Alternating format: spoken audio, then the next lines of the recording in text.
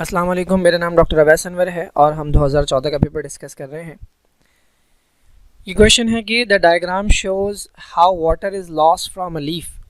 Leaf की diagram दी हुई और इन्होंने दिखाया हुआ है यहाँ पे कि वाटर जो है वो वेपर की फॉर्म में रिलीज़ हो रहा है। पूछा क्या गया है, by which process is the water lost.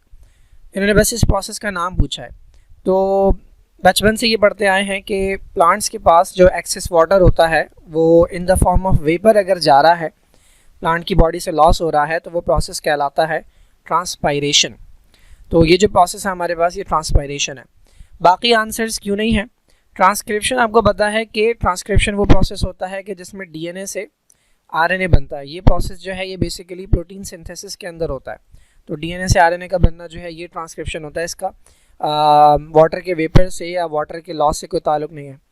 Translocation दो चीज़ों के लिए इस्तेमाल होता है आपके लेवल पे। एक आपने पढ़ा है फूड की मूवमेंट के लिए, जो chapter number 14 first year biology के अंदर है कि फ्लोएम ट्रांसलोकेशन के नाम से है कि खाना जब लीफ के सेल्स के अंदर बन जाता है तो फिर वो मूव करता है फ्लोएम के ज़रिए एक पार्ट से दूसरे पार्ट में। इस मूवमेंट को हम नाम देते हैं सोर्स टू सिंक मूवमेंट। तो ये सोर्स से सिंक की तरफ जाता है, तो this is known as translocation. और सेकेंड ईयर बायोलॉजी में अगर आप पढ़ेंगे चैप्टर नंबर 6 के अंदर, तो ट्रांसलोकेशन कहते हैं एक एबनॉर्मल एक्सचेंज को। नॉर्मली मियोसिस के अंदर क्या होता है, होमोलोगस क्रोमोसोम्स के दरमियान पार्ट्स एक्सचेंज होते हैं। अगर यही क्रोमोसोम के पार्ट नॉन होमोलोगस के दरमियान एक्सचेंज हो जाएं तो दैट इज़ एन एबनॉर्मेलिटी, जिसे हम ट्रांसलोकेशन कहते हैं। फोटोसिंथेसिस सबको पता है वो प्रोसेस इसके अंदर फूड जो है वो बनती है। इसका कोई ताल्लुक वाटर वेपर के लॉस से नहीं है। और ऑस्मोसिस कहते हैं वाटर की मूवमेंट को from its high concentration to its low concentration through a semi permeable membrane. ये हमारे पास लीफ का इंटरनल स्ट्रक्चर है। ये लीफ है, अगर इस तरह से था लीफ, ये लीफ है, तो इसे यूं काटा गया है और फिर इसे घुमा कर दिखाया गया है। तो ये लीफ जो है ये सामने से इस तरह से नज़र आ रहा है आपको, ठीक है। तो ये इसकी अपर लेयर है, ये इसकी लोअर लेयर है, और ये बीच के जितने भी सेल्स हैं वो दिखाए गए हैं बड़े करके। तो ये अपर लेयर है, this is known as upper epidermis. ये वाले सेल की लेयर अपर एपिडर्मिस है, ये लोअर एपिडर्मिस है।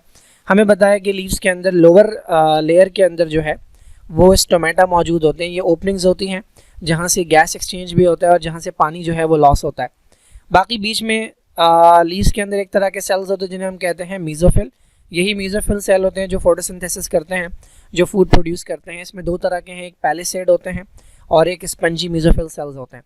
और यहाँ भी ये वैस्कुलर बंडल है जिसमें जाइलम और फ्लोएम है जो कि इसको पानी पहुँचाता है और इससे खाना लेके जाता है।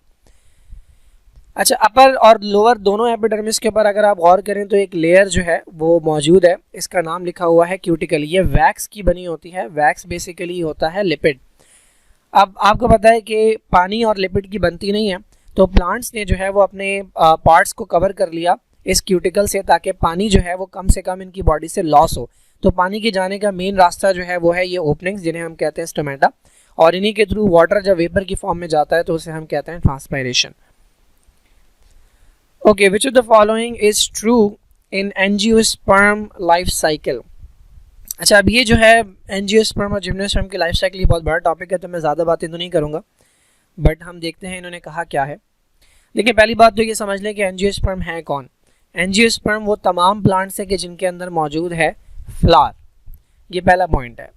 हर वो प्लांट, हर वो दरख्त, हर वो पौधा जिसके अंदर आपको फूल नज़र आता है, इसका मतलब वो एंजियोस्पर्म है। इसके बरक्स एक और हमारे पास एक कैटेगरी होती है एंजियोस्पर्म के अलावा, एक कैटेगरी होती है that is known as gymnosperm.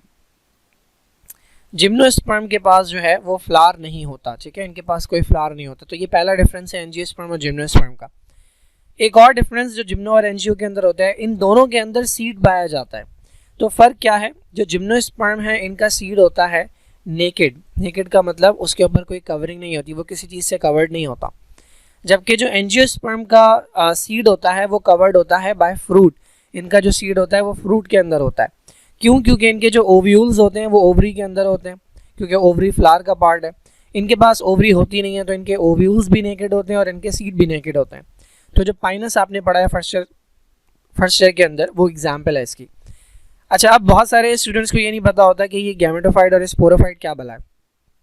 तो देखें, गैमेटोफाइट और स्पोरोफाइट ये एक ही प्लांट की दो जनरेशन्स होती हैं, या ये समझ लें दो हालतें हैं। गैमेटोफाइट वो बॉडी है प्लांट की जिसका काम है गैमेट्स बनाना।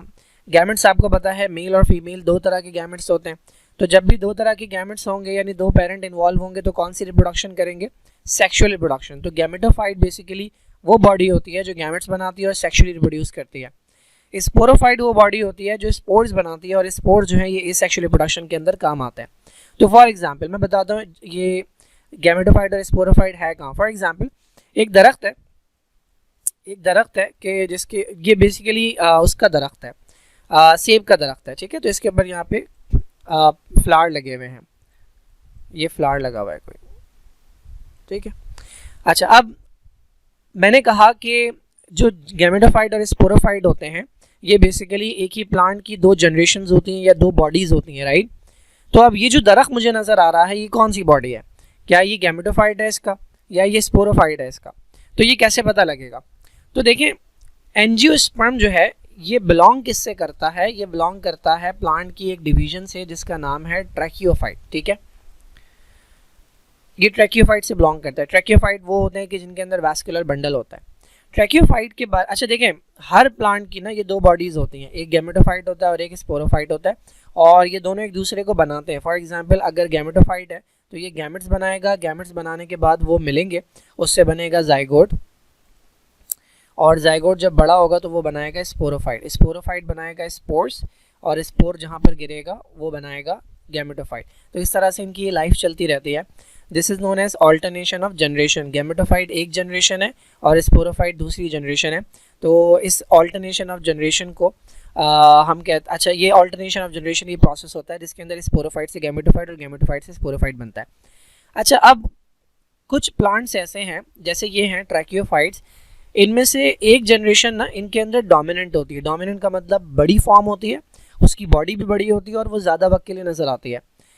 और दूसरी जनरेशन जो होती है वो रिड्यूस होती है। रिड्यूस का मतलब साइज़ में भी छोटी होती है और थोड़े से वक्त के लिए बनती है। तो जो ट्रैकियोफाइट्स हैं इनके अंदर जो डोमिनेंट जनरेशन है जो हमें नज़र आएगी वो होता है इनका स्पोरोफाइट, और इनका जो गैमेटोफाइट होता है वो बहुत छोटा होता है और बहुत थोड़े वक्त के लिए बनता है। तो अगर एंजियोस्पर्म्स बिलोंग करते हैं ट्रैकियोफाइट से तो इनकी कौन सी जनरेशन डोमिनेंट है, स्पोरोफाइट। इसका मतलब ये जो दरख्त मुझे नज़र आ रहा है ये क्या है, ये इसकी स्पोरोफाइट वाली जनरेशन है, यानी ये क्या बनाएगा, ये बनाएगा स्पोर। अच्छा, स्पोर जब बन जाता है तो स्पोर से आगे जाकर क्या बनता है, गैमेटोफाइट। अब ये गैमेटोफाइट कहाँ है, तो देखें आपने नाम सुना है ओवरी के अंदर आपने नाम सुना है ओव्यूल का, ठीक है। ये हमारे पास फ्लावर का पार्ट है जिसे हम कार्पेल कहते हैं, ठीक है। ये ओवरी है और ओवरी के अंदर होता है ओव्यूल। ओव्यूल को जब आप खोल के देखते हैं तो ये कुछ इस तरह का नज़र आता है, ये ओव्यूल है, ठीक है। और इसके अंदर आगे जाकर बनता है एक अदद स्ट्रक्चर जिसको हम कहते हैं एम्ब्रियो सैक। ये एम्ब्रियो सैक है।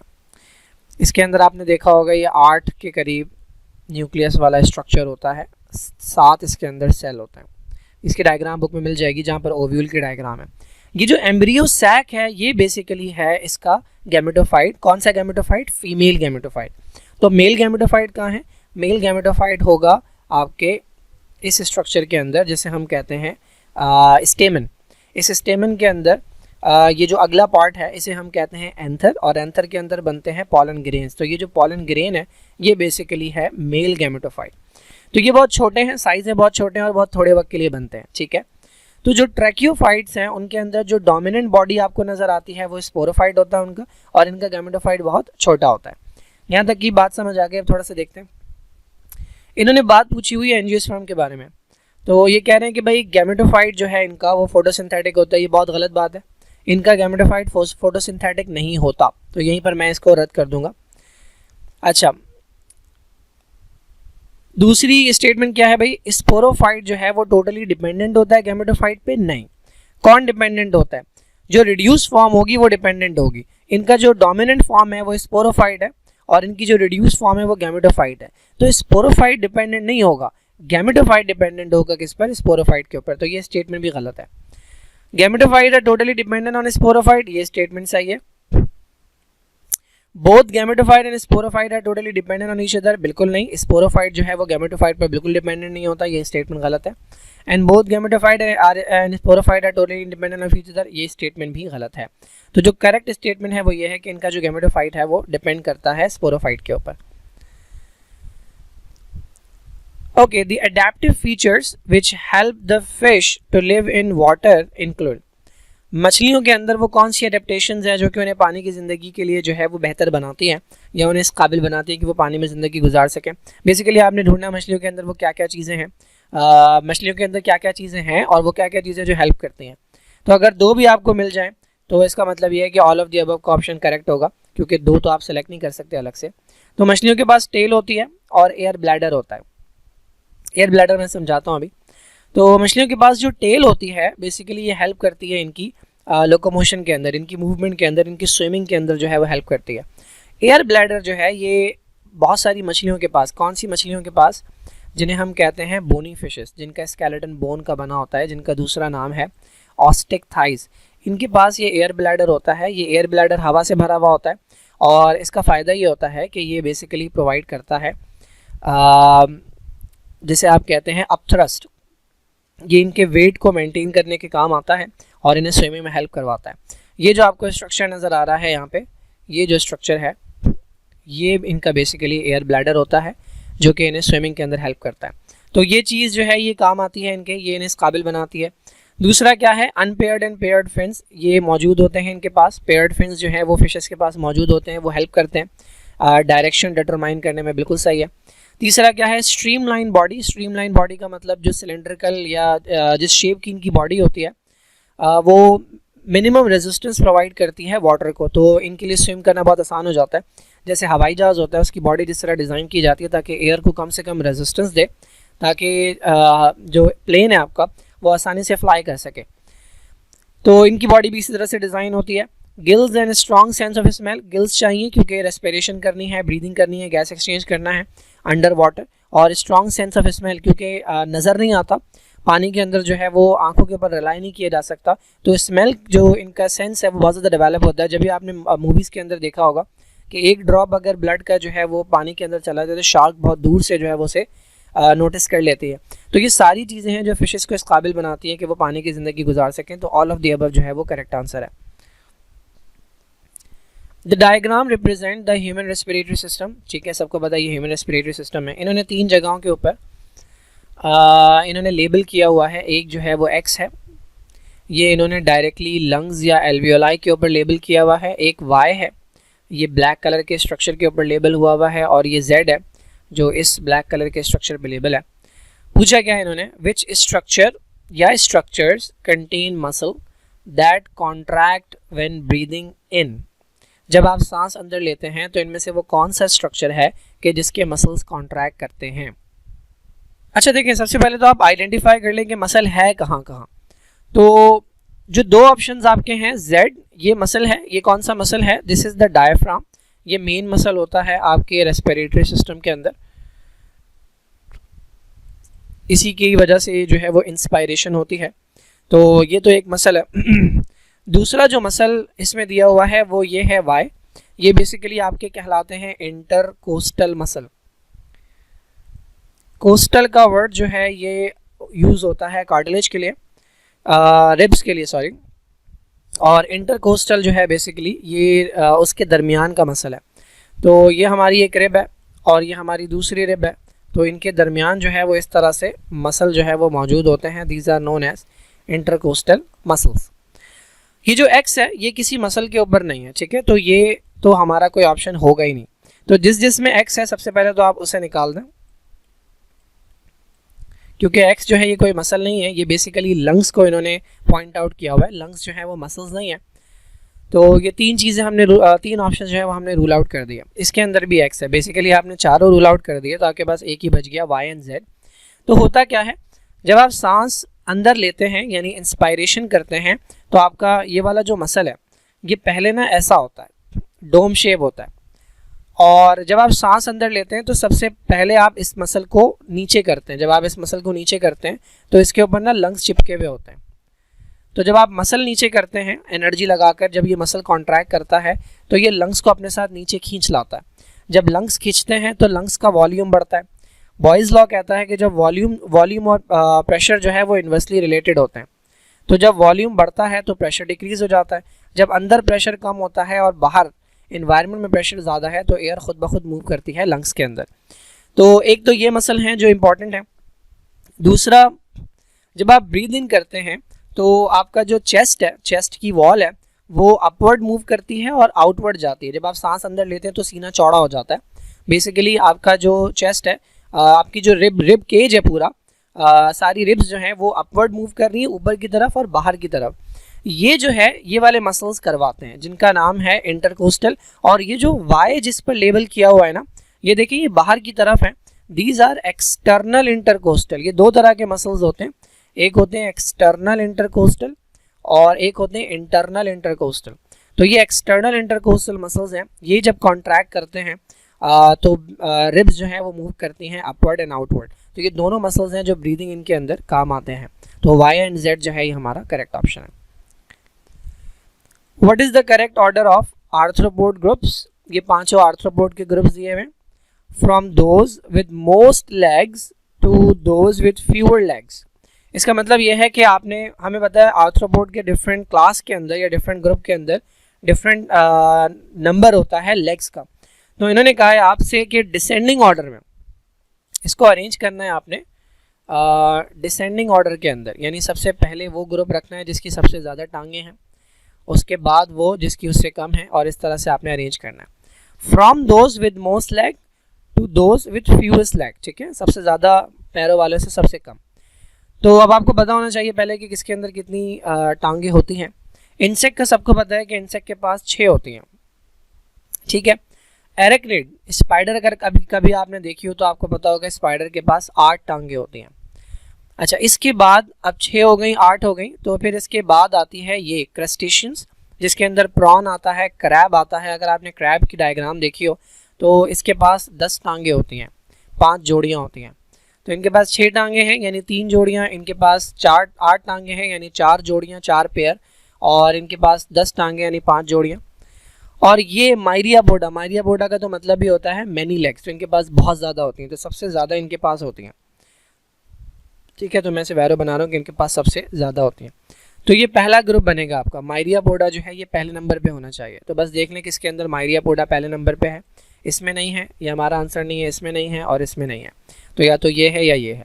मायरियापोडा के बाद जो दूसरा ग्रुप आना चाहिए वो क्रस्टेशियंस है, इसमें एरेक्निड दिया हुआ है, तो ये हमारा आंसर नहीं है। मायरियापोडा के बाद क्रस्टेशियंस आना चाहिए, क्रस्टेशियंस के बाद एरेक्निड आना चाहिए, बिल्कुल सही है, और एरेक्निड के बाद इंसेक्ट आने चाहिए। तो ये ई जो है ये हमारा करेक्ट आंसर है। When a red stain is added to a culture, आपने रेड कलर का कुछ केमिकल डाला है, containing both living and dead cells, only the dead cells take up the stain। तो भाई आपने, ये हमारे पास सेल्स हैं, ये एक सेल है और ये दूसरा सेल है, ये लिविंग है और ये डेड है। आपने इस पूरे सोल्यूशन के अंदर, ये एक सोल्यूशन था, इसके अंदर आपने रेड कलर का कोई वो डाला, कलर डाला, तो ये क्या कह रहे हैं कि जो डेड सेल था, ये वाला सेल, इसके अंदर ये जाके भर गया, यानी ये कलर इसके अंदर चला गया, जबकि लिविंग सेल के अंदर नहीं गया। सवाल इन्होंने ये पूछा है कि वो कौन सा स्ट्रक्चर है जिसने लिविंग सेल के अंदर जाने से रोका है इस कलर को, यानी रेड स्टेन को। अच्छा देखिए, अब इसके अंदर आपने वो स्ट्रक्चर ढूंढना है जो सेलेक्टिवली परमिएबल हो, यानी कुछ चीज़ों को गुजरने की इजाज़त देता हो, कुछ चीज़ों को गुजरने की इजाज़त नहीं देता हो। तो वो स्ट्रक्चर, अगर आपको थोड़ा बहुत भी बेसिक बायोलॉजी पता है तो वो होगा सेल मेम्ब्रेन। सेल मेम्ब्रेन वो स्ट्रक्चर है जिसे हम कहते हैं, हमेशा हम सुनते आए membrane, selectively permeable membrane, partially permeable membrane. तो ये मेम्ब्रेन जो है ये बेसिकली अलाउ करती है कुछ मॉलिक्यूल्स को कि गुजर जाएं और कुछ मॉलिक्यूल्स को कि ना गुजरें। चूँकि जो लिविंग सेल है उसके अंदर ये मेम्ब्रेन प्रॉपर्ली वर्क कर रही है, इसके सारे दरवाजे प्रॉपर्ली वर्क कर रहे हैं, तो उसने इस रेड कलर को रोक दिया। जो डेड सेल है उसकी चूँकि मेम्ब्रेन काम नहीं कर रही प्रॉपर्ली, तो उसके अंदर कोई रोकने वाला मैकेनिज्म नहीं है, तो उसके अंदर ये रेड कलर चला गया। सेल वॉल जो है ये फुली परमिएबल होती है, तो इसका ये नहीं रोक सकती किसी कलर को। साइटोप्लाज्म का कोई काम नहीं होता कलर को रोकने का, और वैक्यूल का भी कोई काम नहीं होता। Which of the following statements concerning nucleolus is correct? ये हमारे पास सेल मेम्ब्रेन है, ये हमारे पास न्यूक्लियस की मेम्ब्रेन है और न्यूक्लियस के अंदर ना इस तरह का एक स्ट्रक्चर होता है सर्कुलर सा, that is known as nucleolus. अब इन्होंने पूछा है कि इनमें से कौन सी स्टेटमेंट है जो उसके बारे में करेक्ट है। तो देखें, अगर पहली स्टेटमेंट है हमारे पास, करेक्ट पूछा है इनकरेक्ट पूछा है? हाँ, करेक्ट पूछा है। तो पहली स्टेटमेंट है हमारे पास कि it disappears at the time of cell division, यही स्टेटमेंट करेक्ट है। अच्छा एक मिनट, इसमें और भी स्टेटमेंट करेक्ट लग रही है। अच्छा, ये जो इसकी स्टेटमेंट है it disappears at the time of cell division, ये तो बिल्कुल सही है कि जब सेल डिवीजन स्टार्ट होती है, माइटोसिस या मियोसिस स्टार्ट होता है, तो आपको पता है न्यूक्लियर मेम्ब्रेन भी गायब हो जाती है और न्यूक्लियोलस भी गायब हो जाता है। तो ये करेक्ट आंसर है। और अगर आप की में देखेंगे तो भी यही आंसर लिखा हुआ है। ये वाली statement there is only one nucleolus in every cell, ये ज़रूरी नहीं है, हो सकता है एक से ज़्यादा न्यूक्लियस मौजूद हो, एक से ज़्यादा न्यूक्लियोलस जो है वो न्यूक्लियस में मौजूद हो, तो ये स्टेटमेंट करेक्ट नहीं है। लेकिन ये वाली स्टेटमेंट जो है it plays important role in the synthesis of ribonucleic acid and ribosome, ये करेक्ट स्टेटमेंट है कि राइबोसोम्स को बनाने की जिम्मेदारी और आरएनए की कुछ हद तक सिंथेसिस की जिम्मेदारी जो है वो न्यूक्लियोलस की होती है। इवन अगर आप पढ़ेंगे न्यूक्लियोलस के बारे में पढ़ेंगे तो आप उसमें लिखा हुआ है, बुक के अंदर भी लिखा हुआ है और इंटरनेट पे देखेंगे वहाँ पर भी मिल जाएगा आपको कि राइबोसोम्स फॉर्मेशन के अंदर देखें प्रोटीन बनाना जो है वो राइबोसोम की जिम्मेदारी होती है, राइबोसोम को बनाना जो है ये न्यूक्लियोलस की जिम्मेदारी होती है। तो ये इसका फंक्शन है। तो ये इस हिसाब से ये क्वेश्चन जो है ये इनकरेक्ट बनता है। खैर, it helps in destroying worn out organelles, ये इसका फंक्शन नहीं है। कौन हेल्प करेगा वर्न आउट ऑर्गेनल्स के अंदर डिस्ट्रॉय करने में? तो वो लाइसोसोम कर सकता है क्योंकि लाइसोसोम के पास डाइजेस्टिव एंजाइम होते हैं। It captures energy for the cell, नहीं, ये क्लोरोप्लास्ट का काम होता है। तो ये दो स्टेटमेंट हैं जो न्यूक्लियोलस के बारे में करेक्ट हैं। तो इस हिसाब से ये सेल जो है, ये क्वेश्चन जो है ये सही नहीं है। खैर, okay, in birds the male is homogametic sex. अब ये होमोगेमेटिक और हेटेरोगेमेटिक क्या है? देखें, इंसान जो है उनके पास 46 क्रोमोसोम होते हैं। अब इसमें 46 में से जो 44 क्रोमोसोम है ये मेल फीमेल में एक जैसे होते हैं, इनको हम कहते हैं ऑटोसोम। जबकि बाकी 2 क्रोमोसोम जो हैं वो मेल के अंदर अलग अलग नज़र आते हैं तो उन्हें हम कहते हैं एक्स और वाई, और फीमेल के अंदर ये दोनों एक जैसे नज़र आते हैं तो इन्हें हम कहते हैं एक्स और एक्स। ठीक है। अच्छा, इसका मतलब ये है कि मेल जो है वो उसके लिए हम लिखेंगे 44XY, ये मेल को रिप्रेजेंट करेगा, और फीमेल के लिए हम लिखेंगे 44 + X और X। अब आपको पता है जब गैमेट्स बनते हैं तो मियोसिस से बनते हैं, और मियोसिस के नतीजे में क्या होता है, नंबर ऑफ क्रोमोसोम हाफ हो जाता है। तो टोटल अगर 46 हैं तो इसका मतलब ये 23 हो जाएगा। तो अगर मेल के अंदर गैमेट बनेंगे तो एक गैमेट के अंदर गए 22 ऑटोसोम इनमें से, ठीक है, और दूसरे गैमेट के अंदर भी गए 22 ऑटोसोम। अब बच गए सेक्स क्रोमोसोम, तो एक के अंदर चला गया X और एक के अंदर चला गया Y। तो मेल के अंदर अगर आप देखें तो 2 तरह के स्पर्म्स बन रहे हैं, एक के अंदर X क्रोमोसोम है और एक के अंदर Y क्रोमोसोम है। तो चूंकि मेल डिफरेंट तरह के गैमेट्स बना रहा है तो इंसानों का मेल कहलाता है हेटेरोगैमेटिक। ठीक है, इंसानों का मेल हेटेरोगैमेटिक कहलाता है। अच्छा, फीमेल को अगर हम देखें इंसानों में तो फीमेल एक ही तरह की गैमेट बनाएगी, उसमें 22 ऑटोसोम होंगे और एक X क्रोमोसोम होगा। चाहे जितने भी ओवम बन जाएं सबके अंदर यही होगा। ठीक है, तो फीमेल, इंसानों के अंदर जो फीमेल है वो कहलाती है होमोगैमेटिक।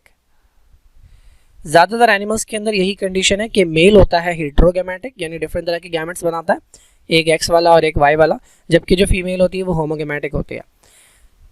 3 तरह के एनिमल्स हैं जो बुक के अंदर आपकी मेंशन है, बर्ड्स, सम फिशेस और इंसेक्ट्स। इनके अंदर ये होता है कि ये कंडीशन उलट होती है। इनके अंदर देखिए मेल जो है वो होमोगैमेटिक है, जबकि हमारे अंदर फीमेल होती थी होमोगैमेटिक।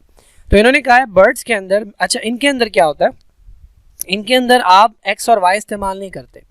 इनके अंदर मेल के लिए, चूँकि मेल के अंदर दोनों क्रोमोसोम जो है सेक्स क्रोमोसोम सेम है, तो मेल के लिए यूज़ किया जाता है Z और Z।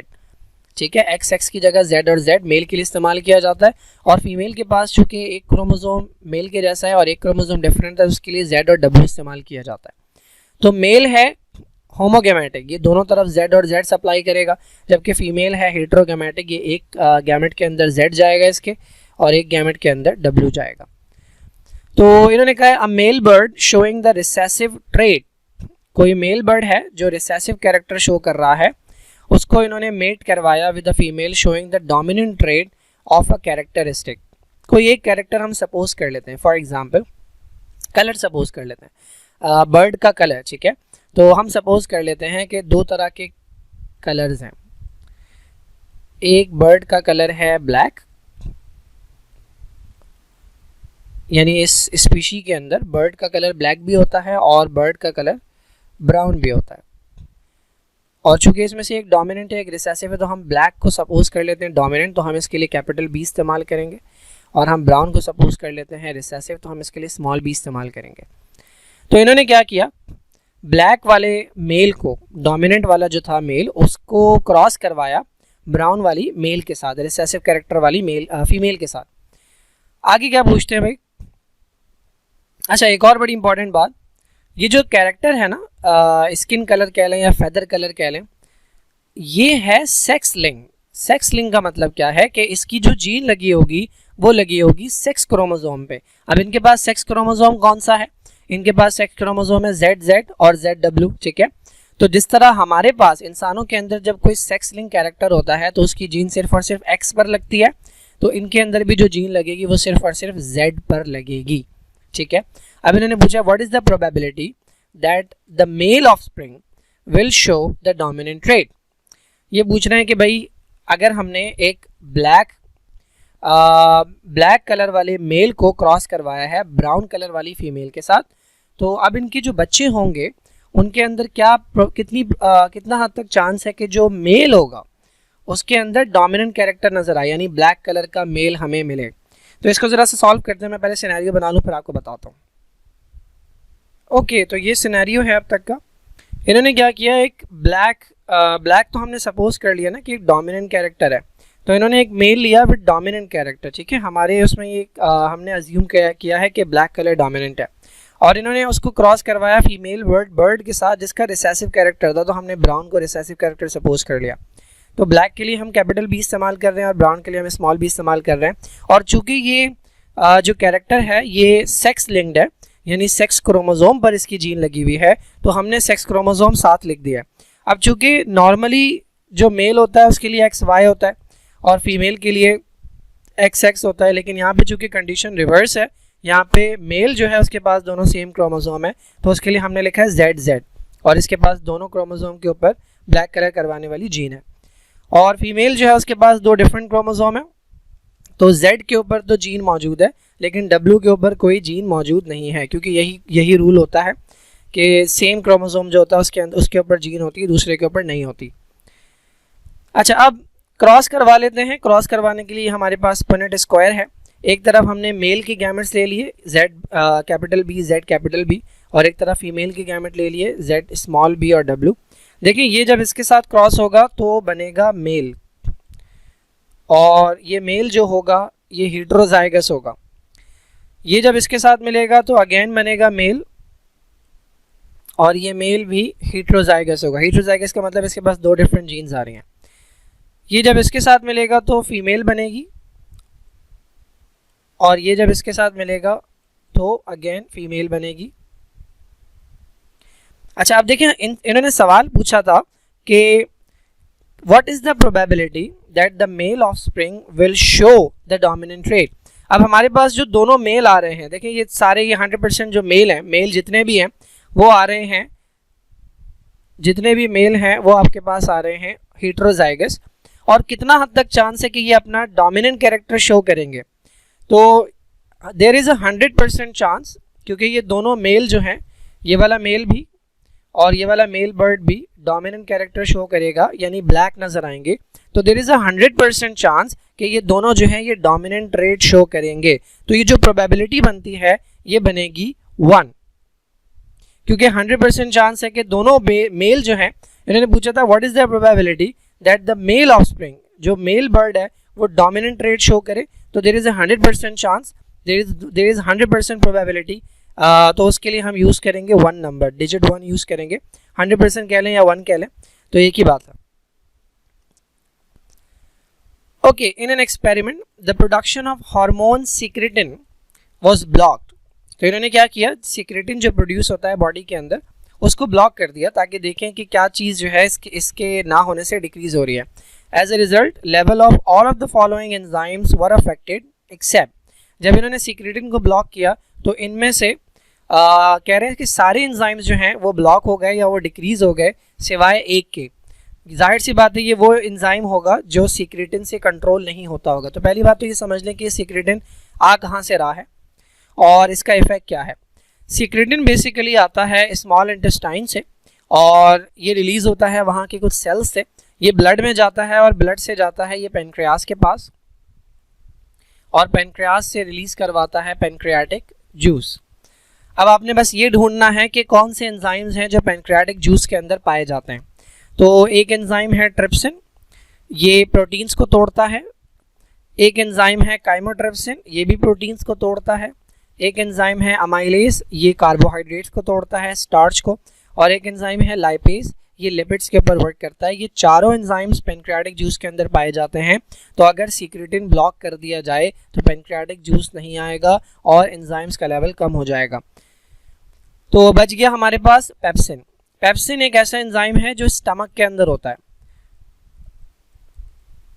ठीक है। और पेप्सिन को रिलीज करवाने के लिए जो हार्मोन रिस्पॉन्सिबल है वो सिक्रेटिन नहीं है, वो है गैस्ट्रिन। गैस्ट्रिन तो इसे जो है वो सिक्रेटिन के बंद होने से कोई फर्क नहीं पड़ेगा। At what point are two populations descending from the same ancestral stock considered separate species. For example ये एक एनिमल था, इससे आगे जनरेशन चलती गई, ठीक है। ये अगले एनिमल आ गए, उसके बाद ये अगले एनिमल आ गए, यहाँ से दो डिविजन्स स्टार्ट हो गई। ये एक एनिमल चल रहा है और ये दूसरा एनिमल चल रहा है, फिर ये आगे जा रहे हैं, ठीक है, ये ऐसे ही जा रहे हैं। इनमें थोड़े थोड़े चेंजेस आना शुरू हो गए और ये इस तरह के हो गए, स्मॉल ए बन गया और ये कैपिटल ए है। वो पूछना है किस पॉइंट के ऊपर हम कहेंगे कि ये और ये जो एक ही एंसेस्टर से चलते चले आ रहे थे कि ये दो डिफरेंट स्पीशी हो गए। तो देखें स्पीशी की अगर आपको डेफिनेशन पता है तो आप आराम से इसे इस ऑप्शन को सिलेक्ट कर सकते हैं। स्पीशी की डेफिनेशन क्या होती है? स्पीशी एक ऐसा ग्रुप होता है ऑर्गेनिज्म का जो आपस में रिप्रोडक्शन करके ऐसे बच्चे पैदा कर सकें जो फर्टाइल हों। तो अगर आप इनकी रिप्रोडक्शन करवाएं, इनमें से कोई एक मेल या फीमेल ले लें और इनमें से कोई एक मेल या फीमेल ले लें और इनकी रिप्रोडक्शन करवाएं, तो या तो बच्चा पैदा ही ना हो या जो बच्चा पैदा हो वो फर्टाइल ना हो, तो इसका मतलब अब ये दोनों एक स्पीशी नहीं है, ये दो डिफरेंट स्पीशी बन गए हैं। तो ये हमारा ऑप्शन है कि when they can no longer produce viable fertile offspring, तब हम कहते हैं कि अब ये दो डिफरेंट स्पीशी बन गए हैं। बाकी ऑप्शन क्या है भाई? When they look significantly different from each other, हो सकता है कि नॉर्मली भी जो स्पीशीज़ हैं वो एक दूसरे से डिफरेंट नज़र आए। फॉर एग्जांपल यहाँ के इंसान और दूसरे जो एरियाज़ हैं, दूसरे जो ममालिक हैं दुनिया के, वहाँ के इंसान एक दूसरे से थोड़ा बहुत डिफरेंट नज़र आते हैं, लेकिन इसका मतलब ये नहीं है कि हम डिफरेंट स्पीशी हैं। When they can interbreed successfully and produce offspring, तब तो हम इन्हें सेम स्पीशी कहेंगे। सवाल यहाँ पूछा गया था कि सेपरेट स्पीशी कब कहेंगे, ये तो सेम स्पीशी की डेफिनेशन होती है। When their habitat are separated by a significantly large distance so that they cannot meet, नहीं, ये भी ऑप्शन नहीं होता। करेक्ट ऑप्शन जो है हमारे पास वो है कि जब वो आपस में रिप्रोडक्शन करके वायबल यानी जिंदा रहने वाले फर्टाइल ऑफस्प्रिंग पैदा ना कर सकें, तब हम कहेंगे कि ये दो डिफरेंट स्पीशी प्रोड्यूस हो गए हैं।